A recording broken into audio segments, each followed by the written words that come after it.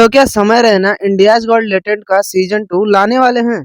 तो कुछ दिन पहले समय रैना का एक स्टैंड अप शो हुआ था मुंबई के अंदर, जिसमें वीडियो लेना तो अलाउड नहीं था, पर उसमें अभी का रिव्यू नाम के एक यूट्यूबर थे जो उस शो में गए हुए थे। तो उस शो का एक्सपीरियंस क्या था, उन्होंने दिल दोस्ती सिनेमा पॉडकास्ट पर अपना एक्सपीरियंस शेयर किया।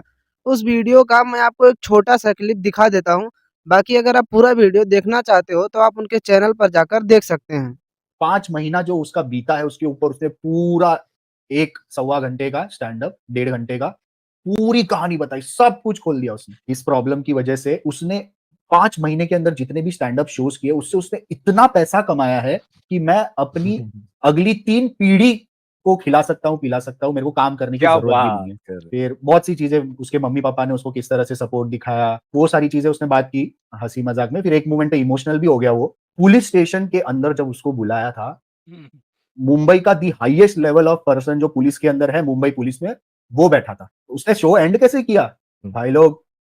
अब आप सोच रहे होंगे कि लेटेंट तो आने से रहा, वो तो नहीं आने वाला, लेकिन फिर फुहारे चलते हैं और पीछे से वो लेटेंट का बॉडीगार्ड आके उसके पीछे ऐसा खड़ा होता है। इधर से बलराज आता है और बलराज आके खड़ा होता है और फिर वो बोलता है मिलते हैं सीजन 2 में।